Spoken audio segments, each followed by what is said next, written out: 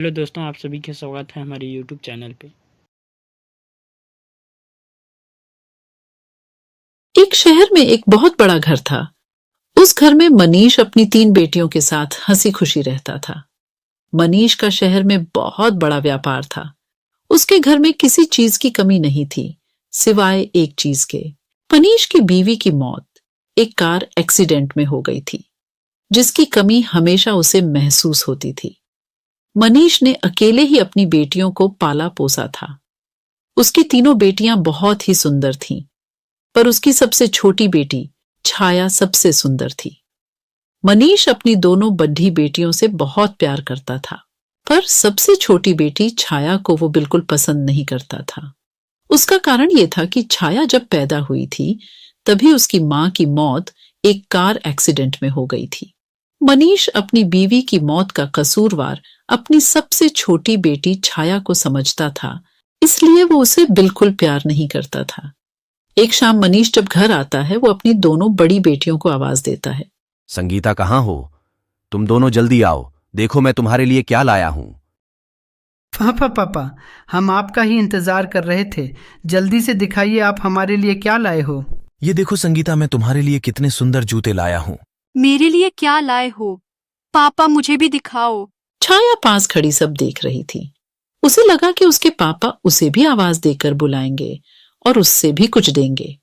वो इंतजार करती रही, पर उसके पापा ने उसकी तरफ देखा भी नहीं।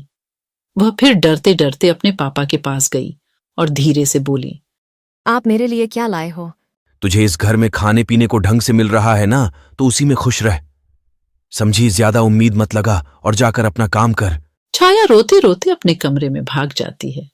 वो बहुत रोती है और अपनी मां को बहुत याद करती है। छाया अपने पापा के दिल में भरी गुस्से को प्यार में बदलने की बहुत कोशिश करती थी। वो उनके लिए अच्छा अच्छा खाना बनाती थी। मनीष को छाया पर ना तो कभी प्यार आता और ना ही तरस। एक दिन मनीष अपनी बेटियों के साथ बैठकर नाश्ता कर रहा होता है। मैं कुछ दिनों के लिए बाहर काम से जा रहा हूं, तुम अपना ध्यान रखना और अच्छे से घर में रहना। आप कहाँ जा रहे हो पापा? क्या हम आपके साथ नहीं चल सकते? नहीं बेटा, दरअसल वहां आसपास काजीरंगा नाम का जंगल है, तो तुम्हें वहां ले जाना ठीक नहीं है। तुम लोग घर पर ही रहो और खूब मजे करना। संगीता, माया और छाया उदास हो जाते हैं। उदास मत हो, मैं जल्दी ही वापस आ जाऊंगा। चलो, अब जल्दी से बताओ कि मैं तुम्हारे लिए वहां से क्या लेकर आऊं। मुझे एक सुंदर मोतियों की माला चाहिए। मैंने सुना है जहां आप जा रहे हो, वहां के जंगलों में बहुत सुंदर फूल होते हैं, जो बिना पानी और मिट्टी के भी बहुत समय तक ताजा रहते हैं। मुझे वो फूल चाहिए। छाया इंतजार कर रही होती है कि उसके पापा उससे भी पूछेंगे, पर ऐसा नहीं होता। सब नाश्ता करके हट जाते हैं और मनीष अपने जाने की तैयारियों में लग जाता है। छाया मनीष का सारा जरूरी सामान बांध देती है। मनीष अगली ही सुबह निकल जाता है। एक दिन के लंबे सफर के बाद मनीष होटल में पहुंच जाता है, जहां उसने अपने लिए एक कमरा बुक किया हुआ होता है। मनीष कुछ दिन वहीं रहता है और अपने सारे काम खत्म कर लेता है। उसके बाद वो अपनी सबसे बड़ी बेटी के लिए एक सुंदर सी मोतियों की माला खरीदता है। माला खरीदने के बाद मनीष सीधा जंगल की ओर निकल जाता है। वो माया के बताए फूलों को बहुत ढूंढता है, पर वो उसे कहीं नहीं मिलते। फूल ढूंढते ढूंढते वह जंगल के बहुत अंदर पहुंच जाता है। अचानक उसे एक बहुत सुंदर और अलग से घर दिखाई देता है। मनीष धीरे धीरे उस घर की तरफ बढ़ता है। उसकी नजर अचानक से उस घर के बगीचे पर पड़ती है, जिसमें माया के बताए हुए फूल लगे हुए थे। मनीष उन फूलों को देखकर बहुत खुश हो जाता है। आखिर वो खुश हो भी क्यों ना, वो शाम से उन फूलों को ढूंढ रहा था। अब मनीष बिल्कुल भी वक्त बर्बाद ना करते हुए उन फूलों को तोड़ लेता है और अपने थैले में भरने लगता है। फूल तोड़ते ही मनीष को बहुत अजीब सा महसूस होता है। आसपास बहुत तेज हवा चलने लगती है और अजीब सी आवाज भी सुनाई देने लगती है। मनीष बहुत ही डर जाता है। वो जल्दी से वहां से भागने लगता है, पर वो अचानक किसी से टकरा जाता है। मनीष गर्दन उठाकर ऊपर देखता है तो उसकी आंखें फटी की फटी रह जाती हैं। उसके सामने एक बहुत खतरनाक भूत खड़ा होता है। भूत भूत, मुझे जाने दो, मुझे छोड़ दो। ऐसे कैसे जाने दूं? तेरी हिम्मत कैसे हुई मेरे बगीचे से फूल तोड़ने की? अब मैं तुझे जिंदा नहीं छोड़ूंगा। भूत मनीष की गर्दन पकड़ लेता है और उसे मारने ही वाला होता है कि तभी मनीष रोने लगता है। मुझे छोड़ दो, मेरी 3 बेटियां हैं। वो मेरा घर पर इंतजार कर रही होंगी। उनका इस दुनिया में मेरे सिवा कोई भी नहीं है। उनकी मां भी बहुत सालों पहले मर गई। तू मुझे पहले ये बता कि तूने मेरे बगीचे से फूल क्यों तोड़े? मेरा बगीचा और उसमें लगे फूल मुझे जान से भी ज्यादा प्यारे हैं। मुझे माफ कर दो, मुझे नहीं पता था, मुझसे बहुत बड़ी गलती हो गई। दरअसल मेरी बेटी ने इन फूलों का जिक्र किया था और उसी ने इन फूलों को लाने के लिए बोला था। कहाँ है तेरी बेटी? क्या नाम है उसका? मैं उसे जिंदा नहीं छोड़ूंगा। अब मुझे अपनी बेटी को लाकर दें, वरना मैं तेरी जान ले लूंगा।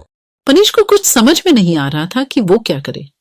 उसे तो अपनी दोनों बड़ी बेटियां और अपनी जान बहुत प्यारी थी। उसे कुछ भी समझ में नहीं आ रहा था। अचानक उसे एक तरकीब सोचती है।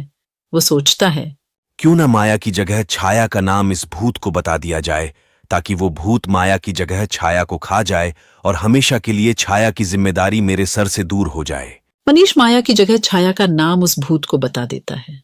जल्द से जल्द छाया को मेरे पास लेकर आ, वरना मैं तुझे जान से मार दूंगा। मुझे बस कल तक की मोहलत दो, मैं छाया को लेकर यहां आऊंगा।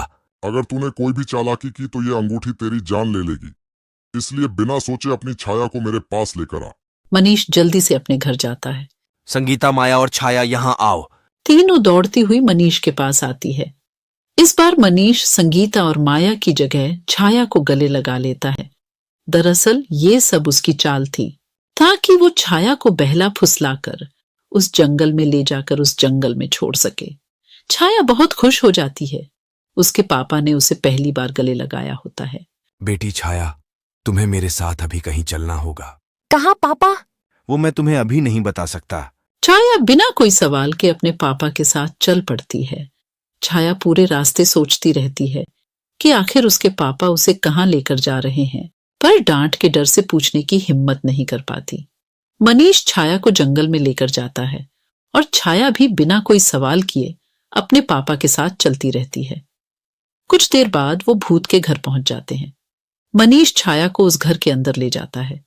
घर के अंदर एक बहुत ही डरावना भूत बैठा होता है। छाया उस भूत को देखकर बुरी तरह चिल्लाने लगती है। बचाओ बचाओ पापा, पापा मुझे ये कहाँ ले आए? मुझे घर जाना है, मुझे बचाओ पापा। अब तुझे यही रहना पड़ेगा, समझी? भूत अपनी अंगूठी मनीष के हाथ से निकाल लेता है। मनीष अपने घर चला जाता है। छाया रोती रह जाती है, पर मनीष एक बार भी उसकी तरफ पलटकर नहीं देखता।